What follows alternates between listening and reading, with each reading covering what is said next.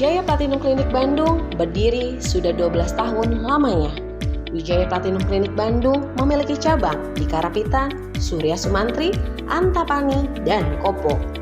Dengan berbagai treatment seperti thread lift, laser fractional, pico laser, smart skin, meso bright, filler atau botox, anti-aging maupun glass skin.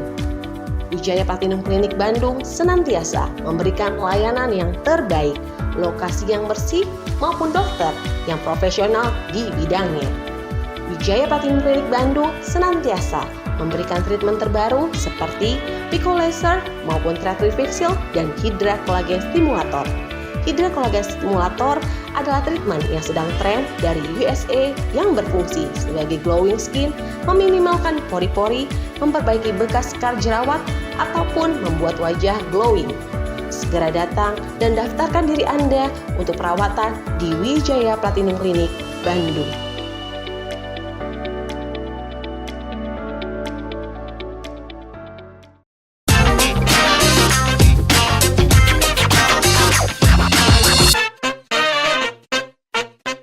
Halo BPC Lovers, oke ketemu lagi dengan kita bincang-bincang bareng dokter membahas seputar permasalahan kulit.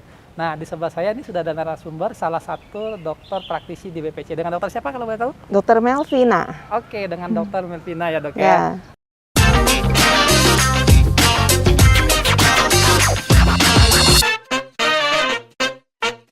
Oke, seperti biasa nih dok, karena kita akan bahas tentang permasalahan kulit, yang tentunya nih permasalahan kulit hampir umumnya dialami setiap orang, apalagi kalau bukan jerawat nih dok ya. Ya. Oke, tapi sebelum kita bahas tentang permasalahan jerawat ini, alangkah lebih baiknya kita lebih tahu dulu, kan jerawat ini nggak datang tiba-tiba ya dok ya. Ya, betul. Tentu dia ada indikasi dan ibaratnya tanda-tanda sebelum muka berjerawat. Nah, prosesnya itu seperti apa sih dok, kalau boleh tahu? Oke, nanti sekarang saya akan menjelaskan tentang proses terjadinya jerawat ya. Oke, sekarang saya akan menjelaskan gimana sih terjadinya jerawat. Yang pertama itu biasanya terjadi karena hipersekresi kelenjar sebasea. Jadi produksi kelenjar minyak di muka kita itu bertambah sehingga dia akan merangsang timbulnya jerawat. Yang kedua adalah regenerasi kulit yang terlambat karena makin tambah umur regenerasi kulit kita pasti akan makin lambat sehingga terjadi penumpukan sel kulit mati yang akan menyumbat folikel rambut. Dan penyumbatan folikel rambut itu yang bisa menyebabkan timbulnya komedo. Semakin banyak folikel rambut yang tersumbat, itu akan menyebabkan komedonya juga akan semakin banyak. Dan yang keempat, itu karena ada infeksi bakteri di wajah kita. Oke, jadi buat kalian tuh yang punya ada tanda-tanda ya seperti Dr. Melvin udah jelaskan di awal tuh, nah itu udah warning tuh ya. Betul, harus hati-hati. Harus hati-hati karena bisa jadi berpotensi menjadi jerawat di masa yang akan datang. Nah, Betul. karena udah tahu nih dok ya, tadi ciri-cirinya seperti apa muka yang bakal berjerawat nih ya kan. Nah, berdasarkan kelompoknya nih dok ya. Nah, kan jerawat itu kan ada yang bisa dikatakan ringan, Betul. sedang, dan Betul. berat ya dok ya. Betul. Nah, cara mengetahuinya di klasifikasi yang mana seperti apa nih dok? Oke, dari yang saya baca itu biasanya ada dua pengelompokan. Ada pengelompokan yang berdasarkan jumlahnya. Jadi kalau akne ringan ya dia jumlahnya hanya sedikit. Kalau akne sedang dia jumlahnya lebih banyak. Kalau akne berat itu jumlahnya banyak sekali, hampir memenuhi seluruh muka. Tapi ada juga ya pengelompokannya berdasarkan jenisnya. Jadi yang jerawat ringan itu biasanya komedo saja. Jerawat sedang itu dia sudah mulai ada papul dan pustul. Sedangkan jerawat yang berat itu dia selain ada komedo, papul, pustul, ada nodu, juga ada konglobata atau jerawat batu yang biasanya orang awam sebutkan. Oke, baik. Nah, dari jenis-jenis permasalahan jerawat dan pengelompokannya tadi dok ya, kira-kira kalau berdasarkan jenis kulit nih kan jenis kulitnya berbeda nih dok ya. Betul. Yang berpotensi mengalami jerawat ini jenis kulit yang seperti apa dok? Oke. Pada umumnya dan biasanya semua orang juga udah tahu, biasanya kalau muka kita berminyak itu biasanya kita cenderung untuk jadi jerawat. Jadi hati-hati dengan muka yang berminyak. Kita harus menjaga kebersihan muka kita harus menjaga makanan kita. Tapi jangan salah juga, pada saat kondisi muka kita terlalu kering, itu juga akan menimbulkan jerawat. Kenapa? Karena barrier kulit kita rusak. Kondisi muka kita pH-nya jadi lebih asam sehingga enzim-enzim di muka kita akan terhidrolisis dan itu akan menyebabkan barrier skin kulit kita rusak dan malah akan timbul jerawat. Oke. Jadi sebenarnya ada dua kondisi. Pada saat muka kita terlalu berminyak, juga pada saat muka kita terlalu kering, itu akan berpotensi untuk menimbulkan jerawat.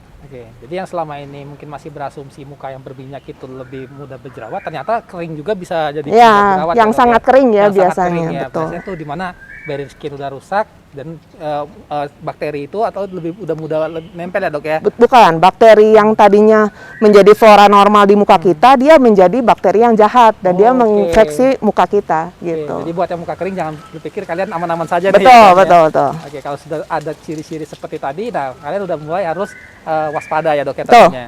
Nah, kalau udah kejadian nih dok, udah kejadian dan udah jerawatan di mukanya. Nah, langkah yang harus dilakukan apa aja nih dok kira-kira dok? Oke. Jadi misalkan muka kita mulai jerawatan nih, jadi termasuk dalam kelompok akne ringan. Yang pasti, yang pertama kita harus menjaga kebersihan muka kita. Cucilah muka minimal 2 kali sehari. Tapi tidak boleh lebih juga dari 3 kali sehari, karena itu akan membuat kulit muka kita menjadi lebih kering. Selain itu ya kita harus menjaga pola hidup kita ya. Kita harus tidur cukup, harus makan makanan yang sehat, tidak boleh banyak yang berminyak, harus banyak minum air putih, harus berolahraga. Itu membuat kondisi muka kita juga akan jauh lebih baik biasanya. Nah, tetapi bila jerawat kita sudah bertambah parah dan dia bisa menjadi jerawat yang sedang, apalagi jerawat yang berat, kita sarankan untuk selalu berkonsultasi dengan dokter. Sehingga kita bisa menyarankan terapi apa yang tepat, pemberian krim apa yang tepat, sehingga bisa membantu untuk menekan timbulnya jerawat. Oke, nah buat kalian tuh ya yang udah masuk klasifikasi jerawat sedang, itu sebenarnya kalau sedang itu berpotensi jadi berat itu lebih tinggi ya dok ya? Iya, tentunya betul. Ya. Jadi alangkah lebih baiknya kalian bisa berkonsultasi ke dokter dan ke klinik ya dok ya? Ya. Karena penanganan jerawat ini kalau nggak dilakukan di awal, ini bisa bikin masalah yang lebih besar di masa Betul, depan ya, kayak bisa betul. jadi terjadinya bopeng ya dok ya tentunya, Betul. atau infeksi yang berlebihan sehingga jerawat yang mungkinnya cuma per area bisa lebih banyak ya dok ya? Iya. Nah kalau di klinik penanganannya seperti apa nih dok untuk jenis-jenis jerawat itu dok? Oke, biasanya kalau ringan, biasanya kita akan sarankan untuk facial. Kalau sudah sedang, berat, itu tergantung. Kalau banyak sekali jerawat yang terinfeksi, biasanya kita akan obati dulu. Oke. Baik dengan krim maupun dengan obat minum atau oral. Bila memang bandel setelah kita evaluasi kok dengan krim dan obat minum saja sulit, perbaikannya biasanya kita akan sarankan untuk treatment lanjutan di klinik, yaitu misalkan dengan pilihan blue light atau peeling jerawat atau laser karbon. Biasanya itu juga akan membantu untuk menekan produksi minyaknya, untuk mengobati jerawat-jerawat yang bandel. Dan misalkan ada jerawat-jerawat batu yang infeksi, biasanya kita juga bisa bantu dengan penyuntikan jerawat. Jadi banyak banget ya pilihan metode untuk mengatasi permasalahan jerawat dari mulai yang ringan, sedang sampai yang berat, ya dok ya. Oke, ini biasanya orang yang paling sering banyak ditanyakan sama orang-orang nih dok. Kira-kira berapa lama sih dok ya dari pengalaman dokter secara umum itu buat bisa menyembuhin jerawat gitu? Umumnya ya dok ya secara umum. Oke. Biasanya rata-rata sekitar 2-3 bulan itu sudah mulai ada perbaikan. Oke. Malah hati-hati bila perbaikannya terlalu cepat. Oke. Bisa jadi malah krim-krim yang diberikan itu terlalu kuat. Kalau terlalu kuat malah nanti jadinya akan ada efek samping yang lebih hebat. Karena itu biasanya rata-rata penyembuhan di klinik kami itu biasanya 2-3 bulan dengan syarat pemakaian krim yang secara rutin ya. Jadi kalau kalau krimnya bolong-bolong ya mungkin bisa lebih lama lagi. Terus mengikuti semua saran yang kita sarankan, saran treatment baik facial, baik laser, baik peeling gitu. Biasanya penyembuhannya akan lebih baik dan lebih cepat. Jadi sebenarnya jangan terlalu panik juga ya dok ya. Betul. Jadi prosesnya harus step by step, ikutin apa kata dokter dengan metode yang sesuai dengan permasalahan kulit supaya nanti hasilnya maksimal dok ya. Betul. Dan jangan salah juga kalau sudah sembuh nanti ya dok ya, setelah jerawatnya tidak ada, merawat wajah juga penting ya dok ya. Betul. Supaya tidak terjadi permasalahan yang terulang kembali ya Iya, dok ya. betul. Oke, mungkin itu saja nih hari ini. Terima kasih banget nih Sama-sama. share ilmunya dengan Dr. Melvin ya. Buat kalian yang lagi ada di BPC Cabang Bandung, nanti bisa hubungin Dr. Melvina tentunya. Kalau boleh tahu nih dok ya, jadwal praktek dokter ada di mana aja dok? Saya ada di Sumantri dan Karapitan. Kalau Sumantri itu setiap hari Selasa dan Kamis jam 10 sampai jam 2, hari Jumat jam 3 sampai jam 7. Kalau di Karapitan hari Rabu dan Sabtu jam 10 sampai jam 2, hari Selasa dan Kamis jam 3 sampai jam 7. Oke, nah buat kalian kita tunggu kedatangannya. Ketemu dengan Dr. Melvina tentunya dok ya. Dan sampai jumpa nanti di kesempatan yang akan datang dengan pembahasan dan dokter yang berbeda. Oke, terima kasih dok ya dan sampai Sama-sama. jumpa. Bye.